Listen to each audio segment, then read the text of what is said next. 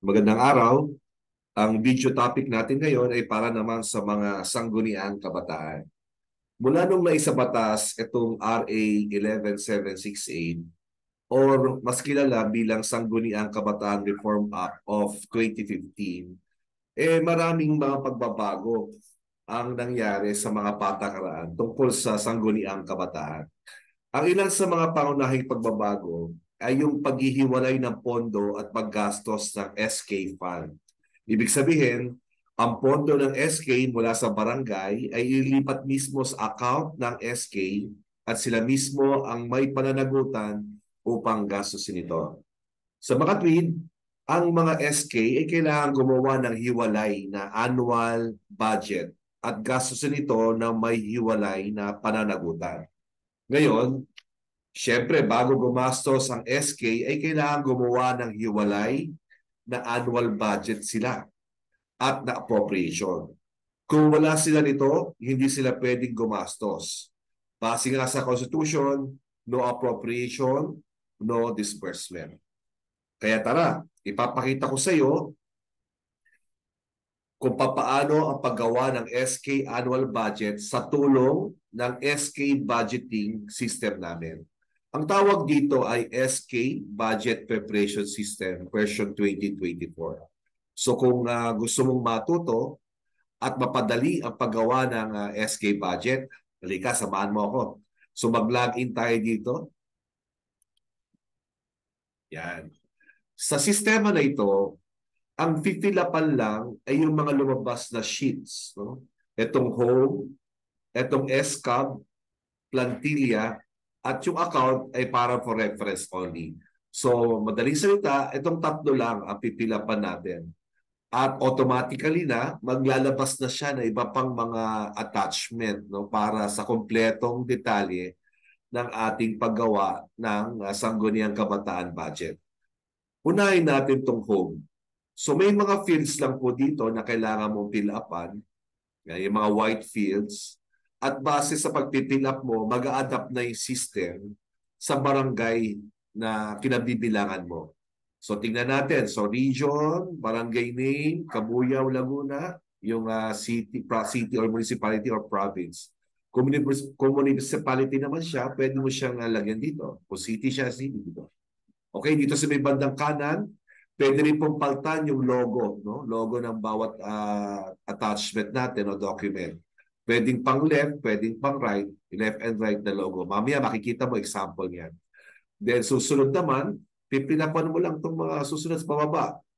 Budget, future year, so ngayong 2024, yung annual Barangay Youth Investment Program, resolution number, kung kailan siya yung resolution number ng session, tapos yung date ng session, tapos kung sino nag-motion para doon sa annual Barangay Youth Investment Program, at kailan ano naman ang resolution number ng SK annual budget, yung regular session, session date, so more on, so on and so forth.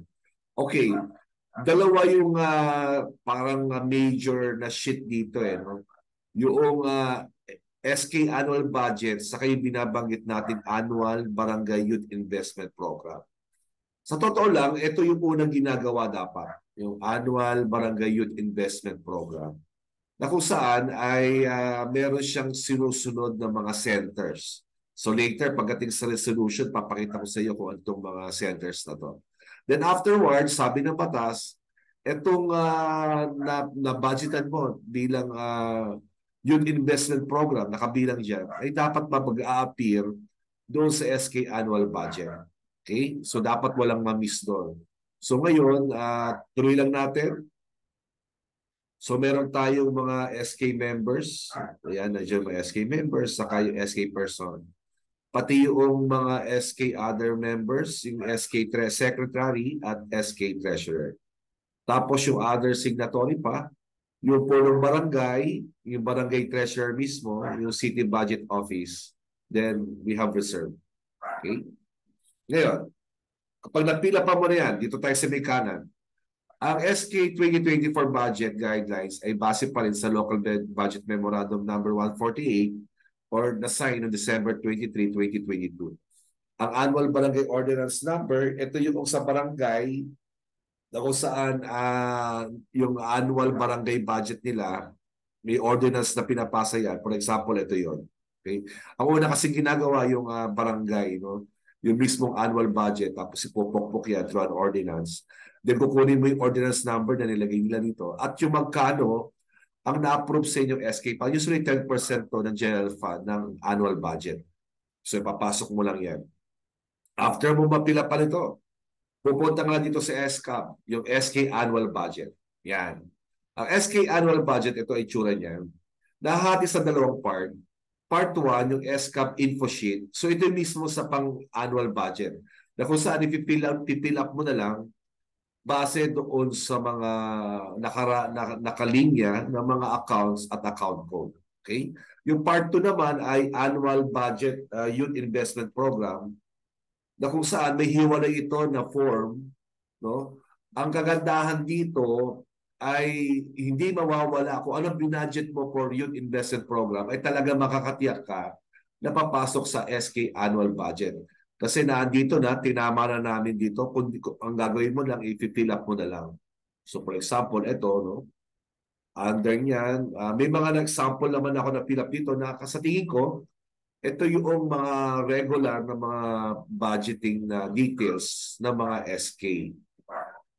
So tingnan natin. Dito tayo sa SK annual budget. Siyempre nahahati sa dalawa yan, yung receipt programs at yung expenditure program. Sa receipt program, so naandyan na yung 10% general fund from mother barangay. So meron na ng account code dyan. Base dito po sa account na nandito sa lista. So ito ay based on revised chart of account or based on PPSAS, ng Public Sector Accounting Standard. So naka-standard tayo ng account. So for example, yung 10% general fund ng mother barangay ay 115. Sabi sa note, amount encoded in the home sheet. Maalala mo, nag-encode ka dito na amount, no? 115. So papasok yan dito. Yan. So hindi mo na siyang mababago dahil nakalock yan. Ang susunod naman, yung receipt from fund, meron kasing mga specified purpose sa specified specific purpose. Ngayon, kung medyo gusto mong komplikado ang yung budget, pwede mo lagyan yan kung talaga meron kang darating na receipt from a specific purpose or unspecified purpose. Pwede mo lagyan yan. Ngayon, kung gusto mo namang hindi ganun ka-complex yung budget mo, so simply yung 10% lang, no? The component of the receipt program of the SK is automatically the 10% of the general fund from the mother barangay. Okay? Then we have the continuing fund from previous year kung meron man. Then total, that is the total fund. Then add nyo mo yung receipt fund, specific purpose. Kung nag-donate yung isang tao o private individual or a corporation para magpagawa ng basketball court. So may specific purpose. Bibigyan ka na limbawa 2 million, ito ay pagpagawa mo lang ng basketball court. So minsan nilalagay dyan kasi nilalagay ng resibo yan. Well, kung gusto mo namang hindi komplikado ang budget, so leave as zero, then ang total estimated funds available for appropriation is equal to the 10% of the general fund. So from that point, ito yung papasok na pera sa iyo sa loob ng isang taon. So therefore, ang gagawin na natin ngayon, ibang budget na natin o i-appropriate na natin kung saan-saan gastusin, siya pwedeng gastusin. So meron tayo sinabi expenditure program. May dalawang klase ito, yung General Administrative Program or Administration Program, saka yung SK Youth Development Empowerment Program. So dalawa lang yan. Dito muna tayo sa General. Dati walang sweldo, no? Ang mga SK mem officials. So ngayon meron na siyang PS. Okay? Dati MOE lang yan. Personal services, ito yung pampasweldo. So pwede siya mag-honoraria. Ito 270. Ito ay galing daw sa plantilla. Bago natin tapusin ito, punta na natin yung plantilla. Ito yung plantilla. Pwede siyang annual view. Ito yung annual view at may monthly view, no? Pero sa budget, yung annual view lang yung ating pinapakita. So for example, 2.5 ang nilaan para sa mga monthly na sa mga SK counselor, no? Or officials. So, counselor lang, secretary, treasurer. Yung SK chairperson ay sagot na yan ng barangay dahil siya ay magiging ex-officio member at ang sweldo niya ay katumbas din ng magkano ang sweldo ng barangay councilors o kagawad. So multiply by 12 kaya naging 30,000 yan. So ang salary grade nila is 9, hindi dapat tumaas ang 9.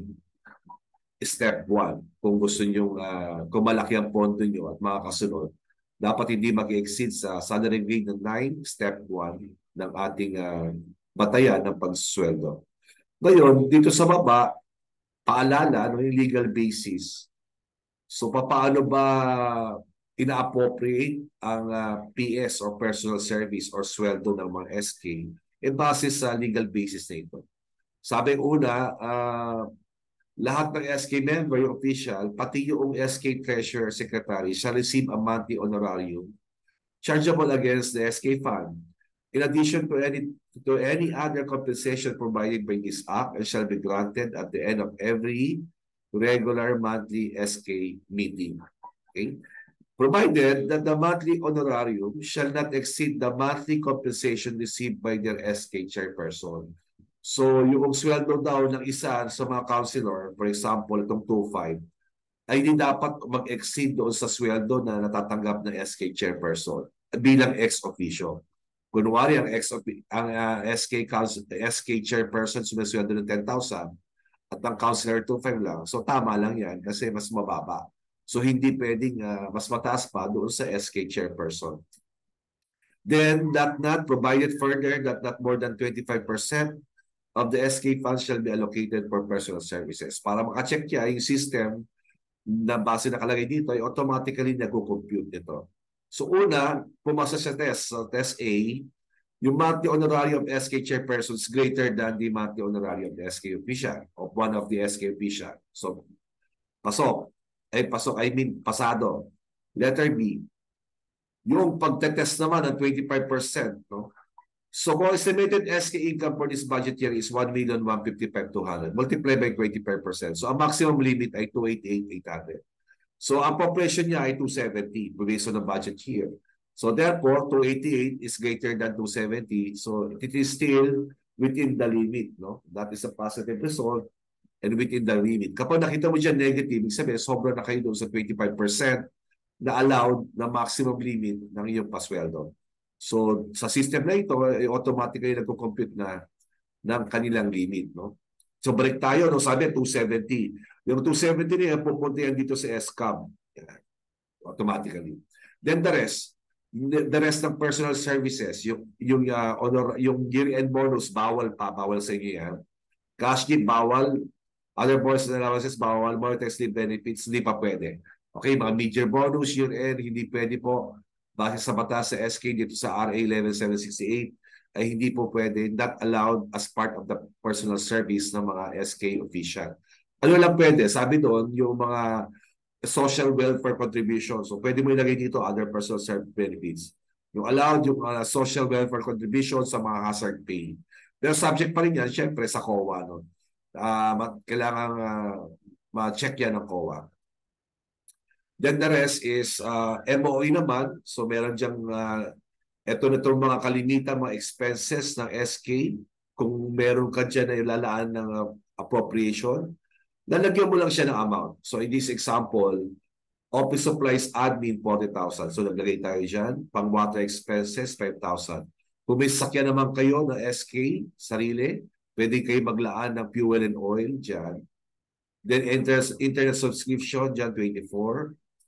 Then fidelity bond, kailangan mo fidelity bond, pero masyadong malaki to 10,000. So supposedly 150 pesos lang sa inyo. SK chairperson, saka SK treasurer. So the rest is okay. So for example, fidelity bond, lilipat ko lang ito fidelity bond, gagawin ko lang ito 300 pesos. O gawin na natin 500. Okay, tumingin ka dito sa tataas. Ulitin ko ulit, 10,000 po. Dito, ito yung monitoring, no?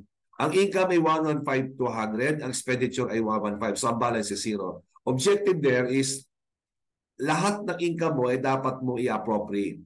gagastusin sa budget.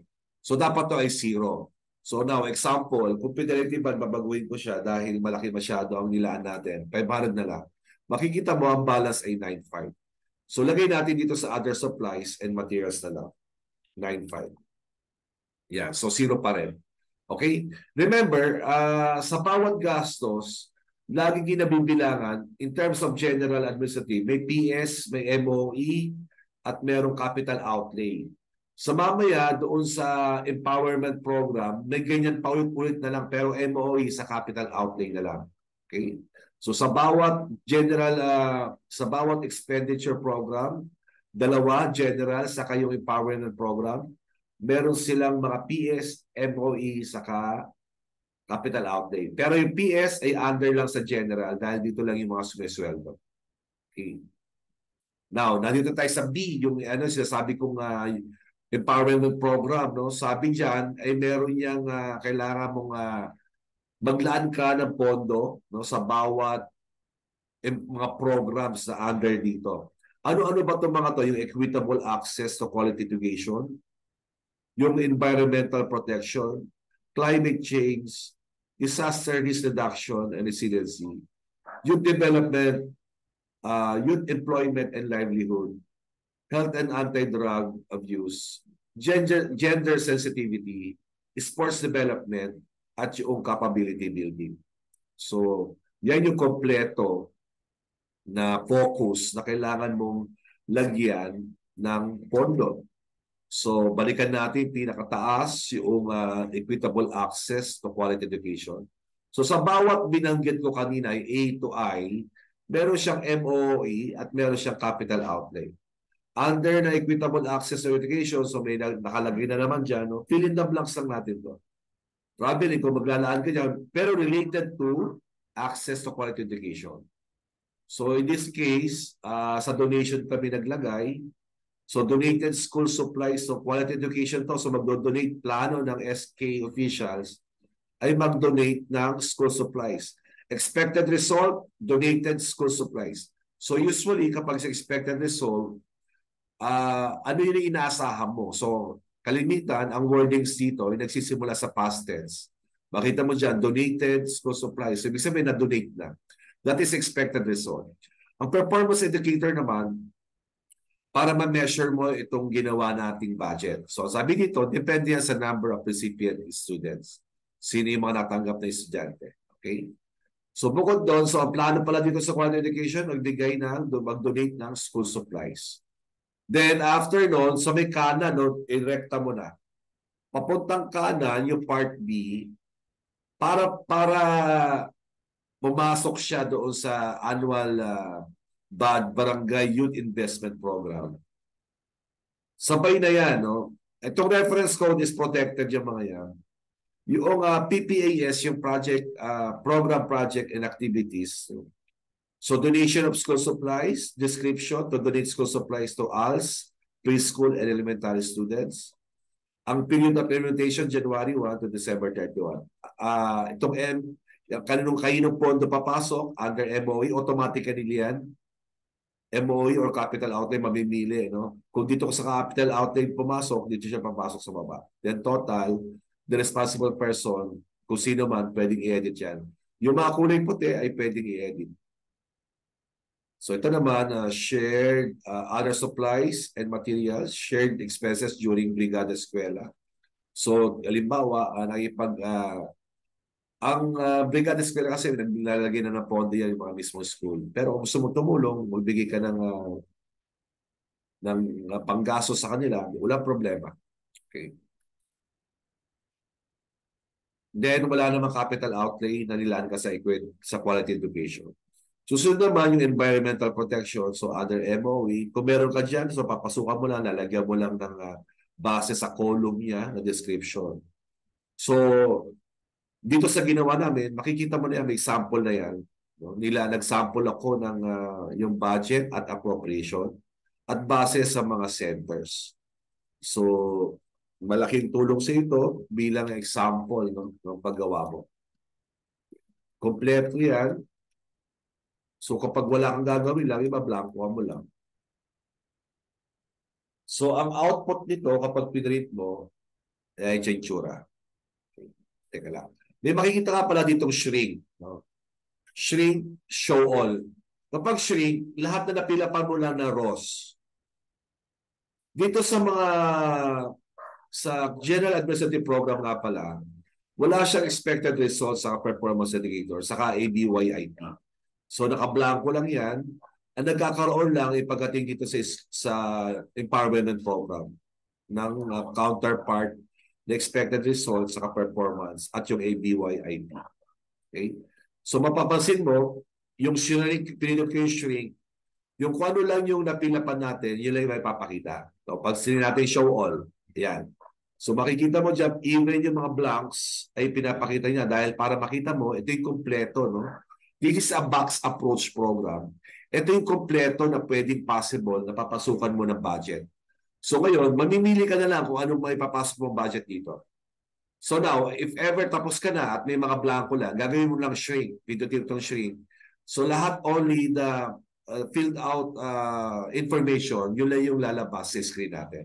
At kapag ito, pinirint natin, ganito yung tsura niyan, may logo na kung saan pwede mo paltan yan automatically base lang sa logo path file. Yan. So, pirma. So, pipirmahan na lang. Okay? Remember, natapos na rin natin itong plantilla. So, tapos ka na. Ibig sabihin, tapos ka na. Napila pa natin itong home, to scab, plantilla, tapos na gagawin. So, ano gagawin na? Babalik tayo sa home. No?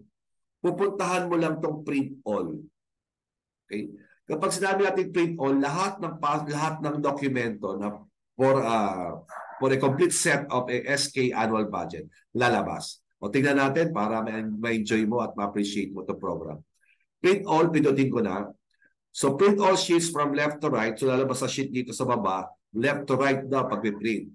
If the sheet has shrink button, please click the button first before printing para lang ma-minimize yung, para hindi mag-appear na yung mga zero balances. Print all sheets on a folio size or 8.5 by 13 size paper, yung long. Thank you. Then okay ko na. Pag in-okay ko na ito, lalabas na lahat yung dokumento na pwede natin i-print. Tingnan natin yung mga dokumentong pwede. Yan. Tingnan mo dito, home, endorsement. Lumabas yung endorsement. Promoting certification, yung ABYIP na automatically na nag-fill up base doon sa SCAB na ginawa natin. Then meron tayong resolution, ABYIP resolution, SCAB resolution, plantilla. So yan lang po yung kompleto na detalye para dito sa SK fund. O balikan natin, endorsement. Ito doon unang ipiprint mo. Endorsement, ito yung letter na sinasabit natin tapos na yung annual budget, SK annual budget. Sinasabit natin sa budget officer para sa kanilang review. Kapag wala namang problema, so ipopokpok na rin yan doon sa pang-Luzon, okay, pang-munisipyo. So yung budget na 1,155,200, so automatically nag-a-adjust yung paragraph base doon sa information. No? So mag-a-adjust din po itong mga pangalan na to base doon sa home information na nilagay natin. At itong logo na to ay mag-a-adjust din base rin po. Ito po yan, no? So pinilapan mo yan, magbabago na yan. Yung logo font file, magbabago na rin. O for example, bagong silangan.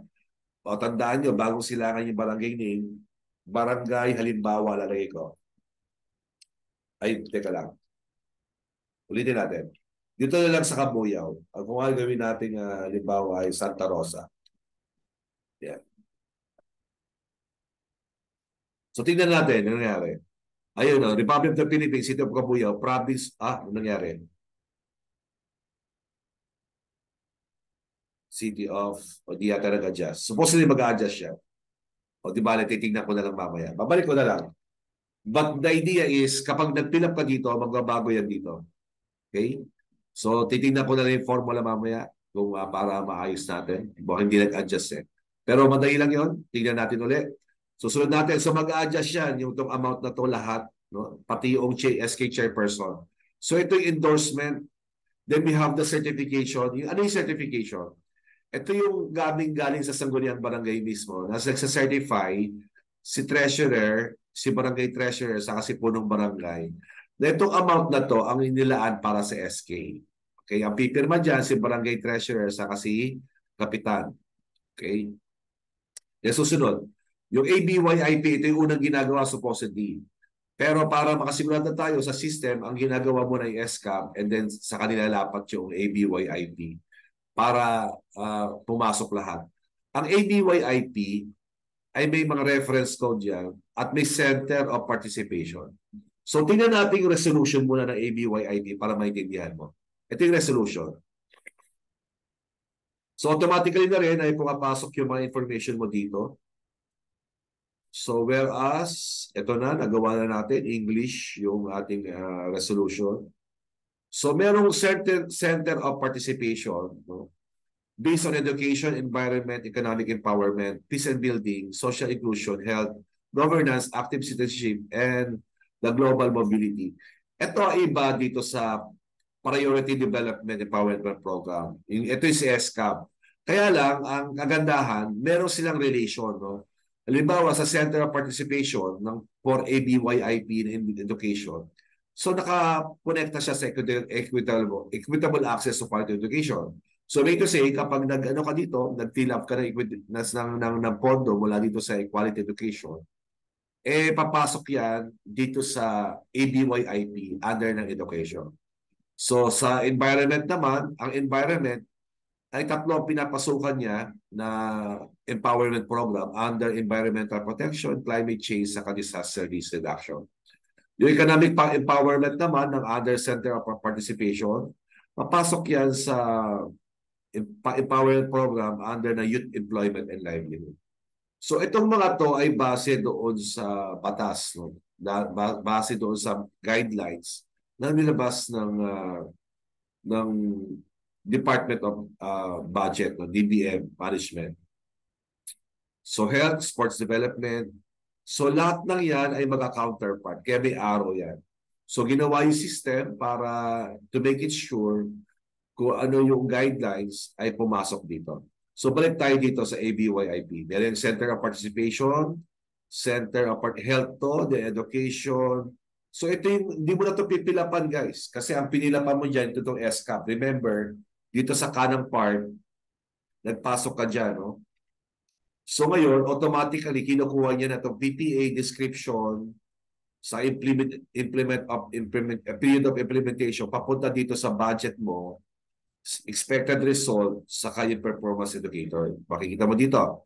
Ayan, yung reference code, PPA, description, expected result, performance indicator, period of implementation, saka under the budget.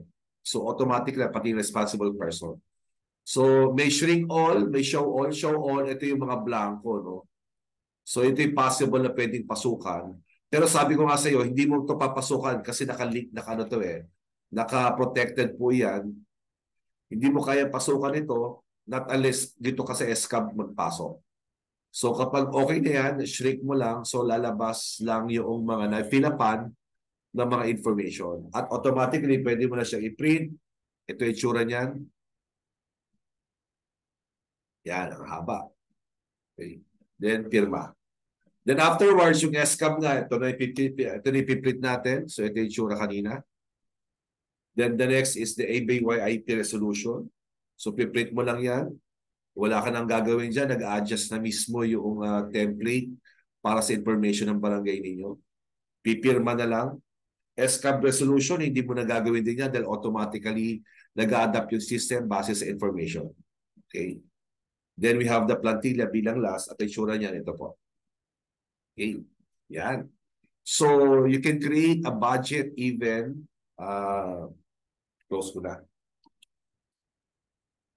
So you can create your SK annual budget even if even about mga 30 minutes lang. Kaya. So may pattern na dito. Kung halimbawa may dadagdagan ka lang o ibabawas. So i-adjust mo lang yung amount hanggang sa magtama yung estimated income sa estimated appropriation.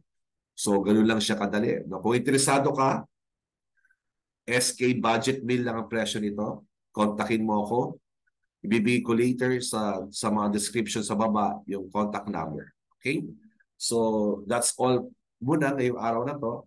At ang iba pang mga system namin para sa SK ay yung disbursement system. Maganda rin yan. Pwede, pang barangay, pang SK, particularly, pati yung reports automatically mag-generate. So, antayin nyo lang yung ating video regarding that. So, para may labas natin. So ngayon, if you're interested in the preparation of SK budget, so contact lang po kayo. Murang-mura lang po ito. Salamat!